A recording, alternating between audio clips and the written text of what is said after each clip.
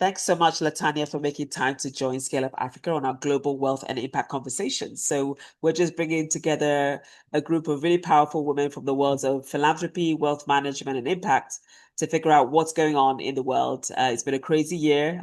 We have so many changes going on, and this podcast is really to focus our minds on what is possible, what's working, what's positive, and how we can actually convene global thought leaders and minds and capital to make an impact in the world. So, Latanya, thank you so much for Well, making time. thank you. Thank you for having me, and thank you for trying to sort of redirect some of the way we're thinking. And I mean, it's not our own fault, right? I mean, we're inundated with stuff. Every morning I wake up and I'm just like shocked at some of the things I'm finding. And to be able to have conversations that move us forward, as opposed to sort of the shock and awe and defensiveness of Yeah. where we are, I think is going to be super important and serve our communities well. Yeah. Thank you so much. So you're an author, you have such an amazing background. We really respect everything you've done. And I know that you're in a transitional period in your life. So maybe you could tell us a little bit about your personal journey in terms of your, global wealth, managing global wealth and making an impact in the world, and just share as much as you like around your personal story and journey. No, I think, I think it's so important to have so many a variety of voices. I'm glad that you have philanthropy and wealth management. Hopefully some conversations about generational wealth for our communities, because that's super, super important right now to think about. It's not just about income, it's about how do we make sure that our children have the resources to navigate the challenges that they're going to find in their lifetime. So it's a super important conversation. I started off my career, I'm a human rights lawyer by, both, happenstance and design. I went to law school, thought I was going to do, criminal defense, law and order type stuff. Ended up really getting passionate about the work that I saw happening in, of all places, South Africa. So it's almost like a full circle. Started off at the Legal Resources Center there doing work for communities that were coming out of apartheid and becoming new municipalities. Really energized me around what the field of law could do, how we could show up in a way that could be extremely important. So went from there to the United Nations, very much centered around, the treaties, should I call them, of human rights, which I feel like we've almost forgotten right now. But this attempt to, which I think Yeah. is a very noble attempt, to build the United Nations into something that all countries can get behind. And so how do we do that? We codify that, people sign, and then they implement what they sign. And so part of my job was part of that process for almost a decade. It was lovely. I went on to USAID, which is in the news now, of course, because it's been toppled and dismantled by the current United States administration, but did some incredible work in around 10 countries around the world. I was there for, almost 15 years, working throughout a variety of contexts, whether it was, civil disobedience, whether it was outright war, or developing. One of my probably favorite posts, or two posts, were in Mali and Nigeria, because those were countries that were growing. Yeah. And quite frankly, Nigeria and its breadth, its wealth, and its importance in the continent was just an important place to be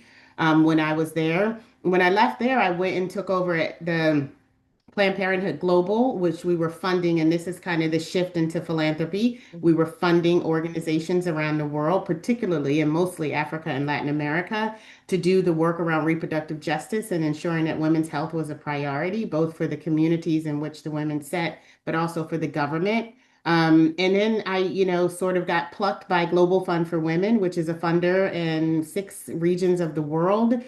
Did some amazing work. That's where I wrote the book, The Everyday Yes. Feminist, just to really highlight how women are doing this work, not just from the highest, echelons of the community, whether corporate, government, but also in the community, that they really were taking the leadership. I mean, when we started talking about how climate became an issue, it was really from women's groups and communities where they were most affected, right?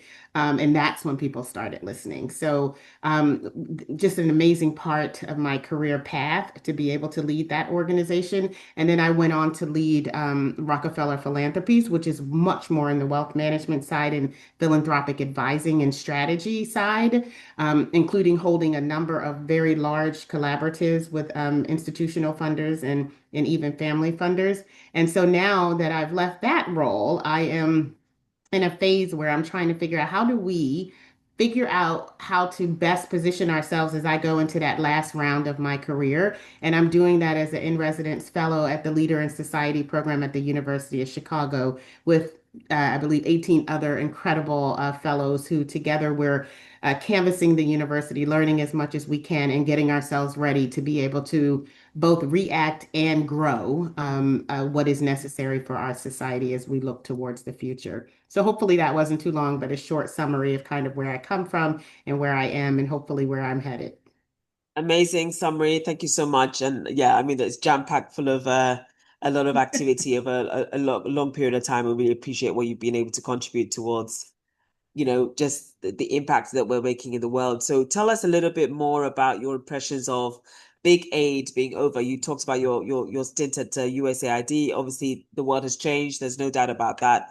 What's next? What's new? What's working in terms of models moving forward in terms of especially underserved communities, right? Like we talk about Yeah, Africa all the time. We talk about aid. We're always looking at innovative ways to shift capital and to let it flow into areas that are typically underserved in a way that is more sustainable and maybe more enterprise led, so that we can have more sustainable long-term absolutely. solutions to real problems that need real solutions that can maybe become businesses at a bigger scale. So what's next? What's new? What's working post big aid in your impression? Yeah, and I'll just go back to, a quick story about my two grandmothers, and how they came up. And, I grew up in the United States in Philadelphia. I had one grandmother who took care of babies.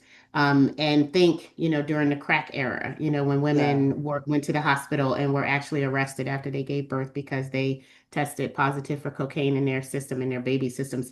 Think think AIDS babies, babies who were born from women who were HIV positive or in some cases had full out AIDS. So she did that without one dime of support from philanthropy and or government for a while. How she started was she sold dinners. She sold dinners on Friday night, and every week, everybody in the community in three communities over came because they knew what she was doing and why it was important Okay. to be able to fund that. On the other side, I had a grandmother, my father's mother, who actually ran a speakeasy or shebeen for those who know that. But it's private, sort of work. She had to navigate the community, navigate all of the policy taxes and all the things that you have to do when you run a business. It was probably the smartest business owner I ever knew. I bring those things, and she was very charitable, both to her church and to her community, right? Right. So this is kind of where I come from. And so now when I sit in this situation, I'm not a component of, never needed to change aid. We knew 20 years Yeah. ago we needed to figure out a better way of doing this. We needed to change the narrative of how we looked at development and financial assistance from foreign donors coming into the country. But now that we're here, so skipping forward, I think we need to kind of readjust a little bit and make sure that nonprofits, particularly, small, but really important, the large ones, have the capacity to have revenue streams. So I know we talk about nonprofits, we think about charity in that way, where they should subsist themselves, never get paid, and do the God's work Mm. without ever having anything that keeps them whole, that pays them, pays for the locations that they're in, pays for the clinics or the schools. And I think many of us are now dismissing that notion, and we know that nonprofits like for profits and some mixture in between need to have revenue streams. And now is the time for us to start thinking about what a social enterprise looks like aligned with the community mission and how we can make sure that they thrive. So for me right now, what I'm doing is a couple of consultancies that's really looking at nonprofits that have been able to do work that people can pay for, align themselves, set themselves up in a what we might call a traditional enterprise business, and then route that money to the nonprofits so they can continue doing the work that they do. And I see that as a vision for everyone. And I think if you look back a couple generations, that was clear. We had to raise money to do good. Mm. Now it's like we have to ask, and fill in grants or applications. Yeah.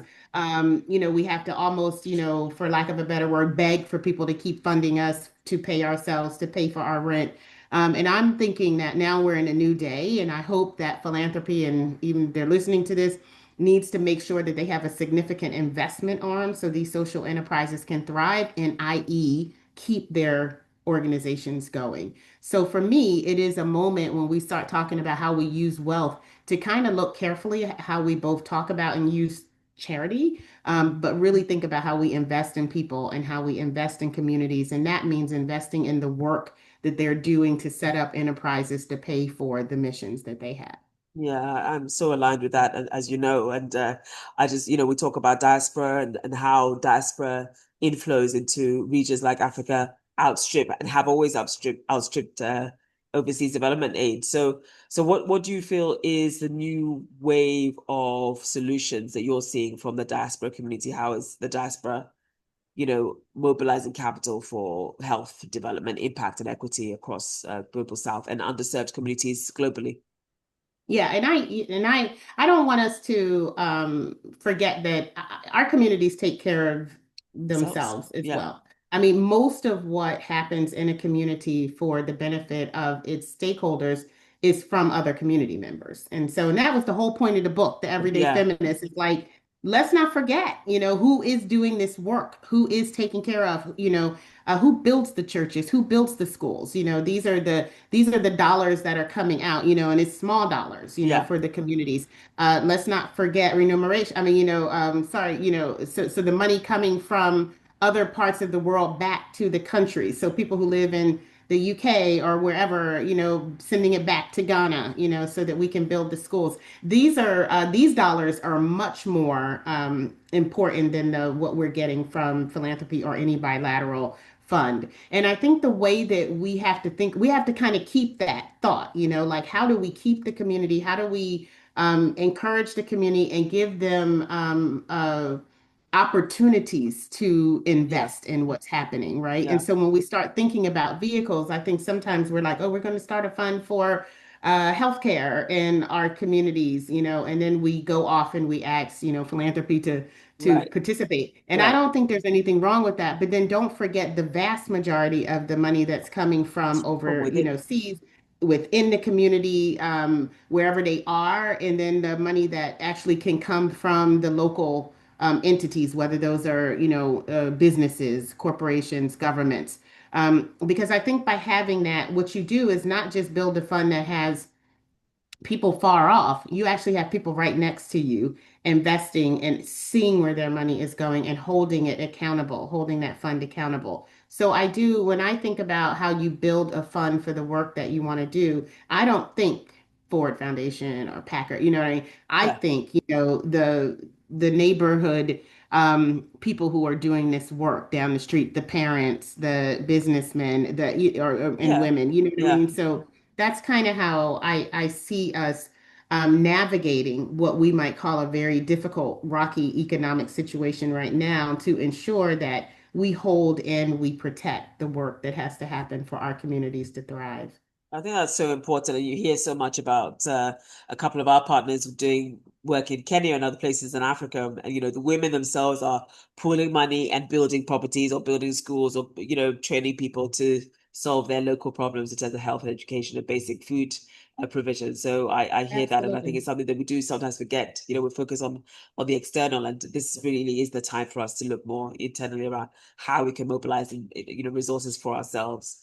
So in That's terms right. of And celebrate that because and this celebrate the that. Yeah, everybody's going to come, everybody's going to start gripping right now, right? right. Holding on to the money, including and especially philanthropy, right? They're going to hold on to the extent that they can understand what's happening in the world, where our people still have to eat every day, right? Yeah, We still have to send our kids to school. It's not a choice for our communities, right? I mean, it's like this is what we have to do, so this is what we will do. And we have to understand that that means that we're going to have to look out for ourselves first and foremost. right, right, right. And to talk about global affairs, what are your impressions about the G20 South Africa presidency? I know you have a history in South Africa and with your career and your life, a significant portion of your life. How are you feeling about the G20 presidency in South Africa? What is your involvement this year? It's going to be like fireworks, I can tell you that, because the war, because the sort of geopolitical, events are Yeah, really just profound. I think that's the best way to put it, which means that we're going to have to navigate. And even looking just at this past the past UN session in September, the General Assembly, my thinking is it is going to be a bit explosive. It's because in order to come to these tables, honestly, you can't maybe show up in the same way you have before, where there's a set, a hierarchy, a set of countries that sort of maintain the order and give their sort of ideas around how a world functions ideally, in theory, because in reality that's falling apart. And the people who used to be the ones that held that line are no longer holding that line, and in fact maybe might be disrupting it and destroying it in ways that we haven't seen before, right? So it means those who were, sort of the center of those power structures and maybe more recipients than actual givers of this theory of how we work in a world together and cooperating are actually going to have to be the leaders at the table, which means they're going to have to speak their truths. They're going to Right. have to be able to point out where they come from, historically and culturally, and how they see the world in the future. And that future has to look very different than the way that it has before. So I think we're going to go into a series of global meetings of where these ideals are going to clash. And it's kind of like we knew it was coming, but we used to have quiet conversations about it, Yeah. right? And Yeah. and there was like baby steps Right. towards Be patient, a wait. more Yeah, equitable. exactly. Right, yes. And now And it's, now that's all off the table yeah, because we're exactly. watching all of this craziness happening. So I hope the leaders of the world take on a bolder, more confident stance in the global community. And I feel like the G20, even more so than the General Assembly at the UN, will be a space to be able to do that. And so, yeah, okay, it might be rocky, but listen, if it's going to lead us to a place where we can have a real kind of um, command of equal world, then I think then let's do it. It's like bring it Yeah. on. Let's have it. And I will definitely be there because I'll be joining Comina, which is a fund for women in politics and women politicians. And Colmena has been giving out grants. I'm on their advisory board, and they have been giving out grants to women politicians and groups that support women in politics to be able to ensure that that voice, as we know, which is hugely important, of women in politics, are going to be able to be there when we talk about our economy, when we talk about its solutions to a global economy, when we talk about how our countries are going to get through this aid, situation and the removal essentially of about $4 billion a year in support to health, education, to economic growth, to political growth, democracy, then this means that there have to be solutions that come from all parts of society, and really important that we have women at that table. So I feel like on the sidelines of the G20, of course, we'll have an opportunity to engage women who are there, but also women who will come in to discuss what is being said, what policies are being set up and put into place in order for us to thrive as we move forward together as a global community. Fantastic. And in terms of, I know you just stepped out of your role at Rockefeller Advisors. So can you just tell us a little bit about your thinking around wealth management and how people with the privilege of having wealth from family history or business or whichever way they came into wealth can actually invest for outsized impact? Because obviously you talk about impact investing. There are so many, there's blended finance, there's so many innovative finance, there's so many different streams of finance and challenging traditional finance that are coming to the fore. So I just wonder what your impressions and thoughts are on wealth management and how how some of those that you have worked with and spoken to over the last couple of years are thinking about how they prioritize outsized impact as opposed to risk-adjusted financial returns as a primary focus. Yeah, great question. My thought is that so first of all, you said where however they got their wealth. I think that's going to have to be a conversation that we have in wealth creation and wealth, generational wealth, because I think so much of what we have tolerated, I think is maybe the best word to use as far as how people get their wealth is oh, it doesn't matter how they got it as long as they're doing good with it. Well, okay. Not so much, especially when we continue to have policies, global economic policies that allow people to actually hoard and hide wealth. we'll never get ahead if we continue to see that as a viable option. And if we, the people who are gaining wealth, are like, yeah, we'll just do the same thing as they did, right? And that's because look where we are. I mean, wealth inequality has worsened over the last century in ways that I don't think anybody would have imagined, right? So you've got like 1% of the money living with a handful of people, I'm sorry. You got 1% of the people living with the majority of the wealth in this world, right? So you have to think about then how do we set up structures to change that? And so when we talk about wealth management, we do have to think about wealth equity. I don't care how unpopular the word is, because there are so many geopolitical problems that come with this type of wealth inequality. So yes, let's make sure we manage wealth. Let's make sure that we give wealth, but let's do it transparently. Let's do it with a shared sense of values around how we make that money and then how we use it. So I had to say that first because I think that it is important, generational wealth, and I've been working with a number of organizations and families and individuals who want to make sure that wealth is transferred in the right way from one generation to the next. But we also have to consider, is that going to be a transparent transfer? Or are we going to continue to live in these offshore trusts that hold money and hoard it so that some will do better and others will not? With that said, though, I think your question being, so how do we ensure that we maintain our values? How do we ensure that we support the work that is happening for the benefit of the whole? And I wholly believe that this, and I'll go back to something I said before because I know this is in clips, but we have to invest in enterprises for community-based organizations, for nonprofits. We have to make sure that social enterprise and social entrepreneurship does not, is not looked upon as an afterthought or that those people should just be doing that and they shouldn't get paid. I think that, public benefit corporations are an extremely good way of thinking about how do you do both and both. How do you raise money? And then,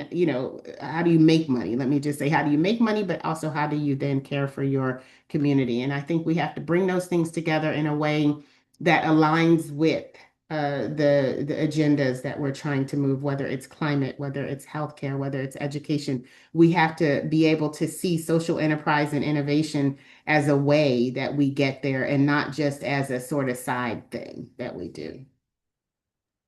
Wholeheartedly agree. And I think my final question is really about the times that we're in, which everyone prefaces everything with the times that we're in terms of our leadership and how we show up as, builders of impact and funders of impact, those with the privilege of having wealth that can make an impact in this world, especially in areas that are not popular or, in the headlines or, very visible, the underserved sort of causes and potential areas for real impact in terms of turning people's lives around socio-economically. What is your key message of resonance for this kind of community, the funders, the builders, and what is your challenge to them in terms of how they can rethink how they show up?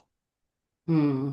Yeah, it's one of the first things I thought about as I get numerous messages about people saying they're putting together sort of committees and commissions to talk about, what does the new world of aid look like?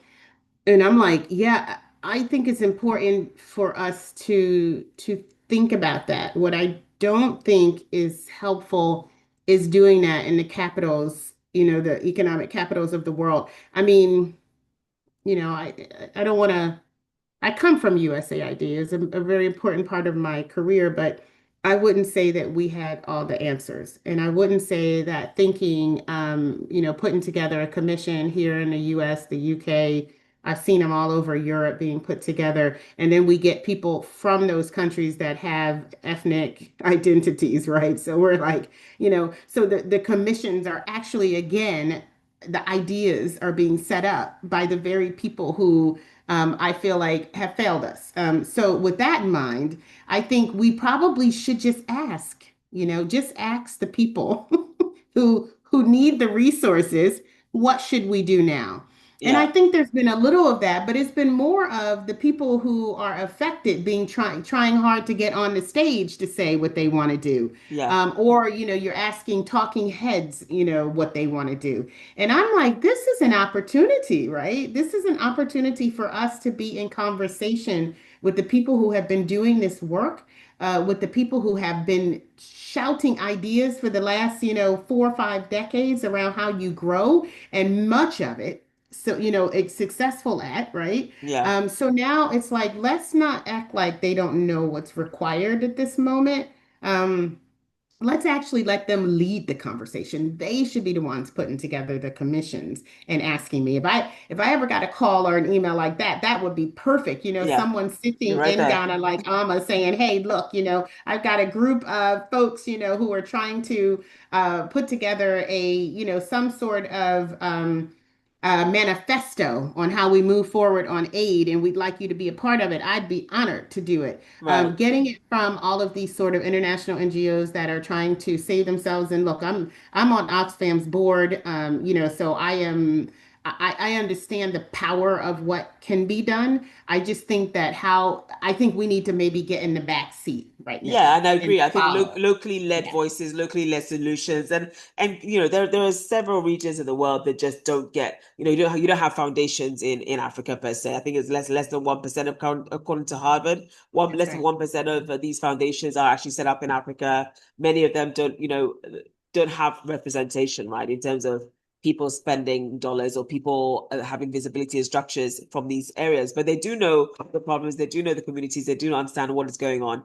And this is the same for communities across the world that are Yeah, overlooked across and the world. underserved, right? So, Yeah, but yeah, again, it's shifting that power and making the gesture. How can yeah. we listen and And this is the appreciate test, right? this We is the don't not just test talk and this is about the it, but time. be Yeah, about it. is that be about it. Yeah, and Yeah. write those checks and bring them along. So I think that's a really powerful message to sort of end the conversation. So thank you so much, Latanya. Really, really Thank you, appreciate the time. Amma. Good luck. Thank you Yes. so much. All right. Thanks so much, Latanya. I really appreciate that.